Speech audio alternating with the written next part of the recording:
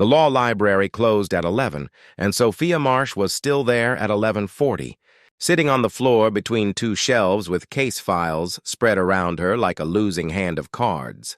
3 days from the most important moot court competition of her law school career, and no closer to an answer than she had been at dinner. She was 26 years old, second in her class, the kind of student professors used as an example without meaning to make everyone else feel smaller. She had built her reputation on preparation, on being the person in the room who had read one more case than anyone expected. But the problem in front of her now, a tangled question of contract interpretation buried inside a fact pattern designed to confuse even careful readers, would not resolve. She had read the same paragraph 9 times. Her competition partner had gone home at 9, confident, unaware that Sophia had stayed behind because confidence was not the same thing as certainty, and she did not have either. That was the stake, plain and unglamorous. Not a courtroom, not yet.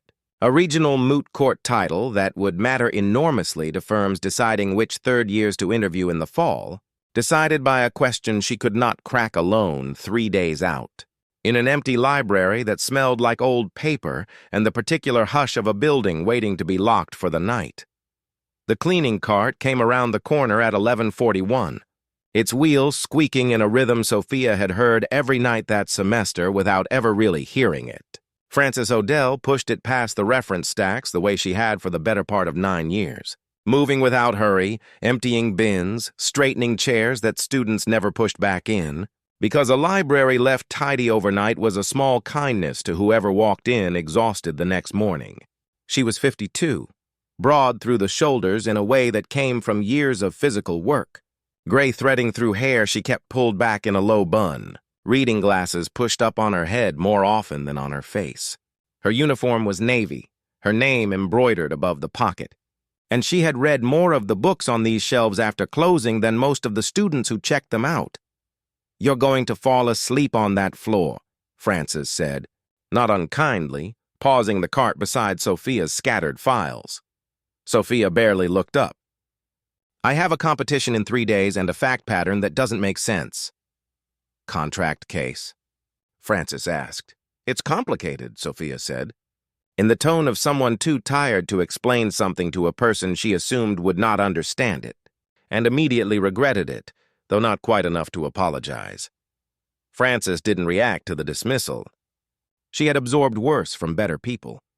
She glanced down at the pages scattered across the floor, at a caption she recognized without meaning to, a fact pattern echoing a real case she had read 4 years earlier during one of the many nights she stayed an hour past her shift because the library was quiet and the shelves were free, and nobody was there to tell her a cleaning woman had no business reading contract law casebooks cover to cover. "Is this built off the Halloran ambiguity doctrine?" Frances said. "The one about extrinsic evidence and the four corners rule." Sophia's head came up slowly. "How do you know what the four corners rule is?" "Before we continue, if you believe that knowledge has no job title and brilliance doesn't ask permission to exist, please like this video, subscribe to Kindness Tales, and share this with someone who needs to believe in people again today." "I know a great many things," Frances said, resuming her slow path down the aisle, "that nobody in this building has ever asked me about." There was no bitterness in it. Only fact, delivered the way a person states the weather. She kept pushing the cart, and Sophia watched her go, torn between exhaustion and the stubborn instinct that had made her second in her class in the first place, the one that noticed when someone had said something worth chasing. "Wait," Sophia said. "Please, what do you mean the four corners rule?" Frances stopped. She looked at the girl on the floor for a long moment, weighing something Sophia couldn't see, some private calculation about whether it was worth being seen tonight after years of choosing not to be. Then she set the brake on her cart and lowered herself into the chair across from Sophia, knees cracking audibly, and said, "Move your files where I can see them. If you're going to argue this wrong in 3 days, we might as well fix it tonight. For the next 2 hours, Frances Odell dismantled the case with the precision of someone who had spent a decade thinking about nothing else on her own time, tracing the ambiguity doctrine back through its origins, explaining why the fact patterns Insurance clause was a deliberate trap built to catch students who read contracts as documents instead of as conversations between two parties trying to protect themselves from each other. She spoke without notes. She cited case names Sophia had to look up afterward to confirm they were real, because they were.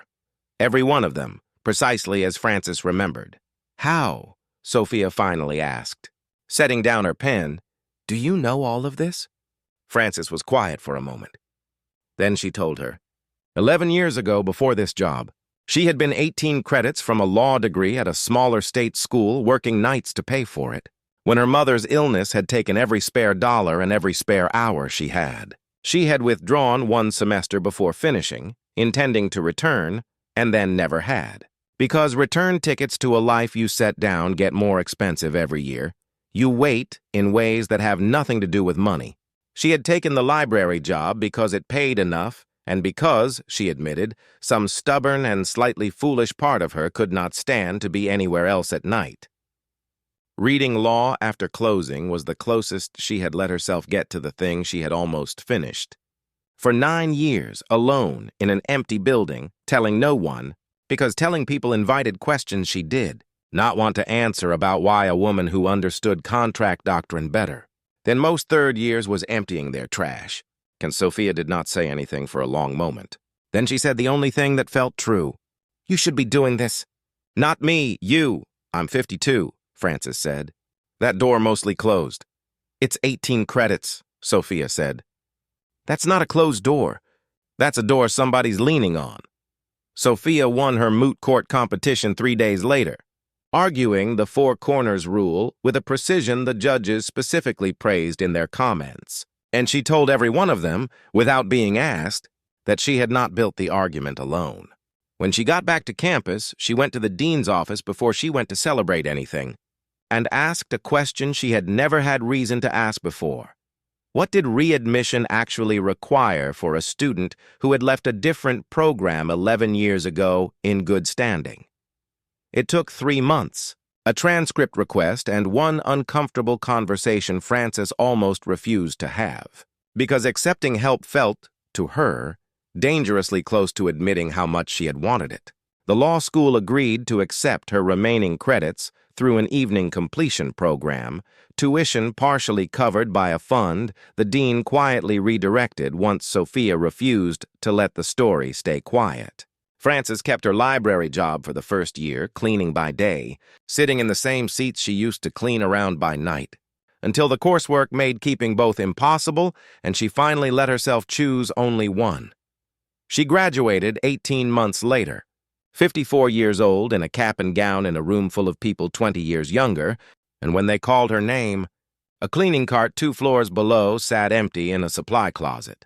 Retired. The wheel that used to squeak, finally silent. Sophia sat in the 3rd row.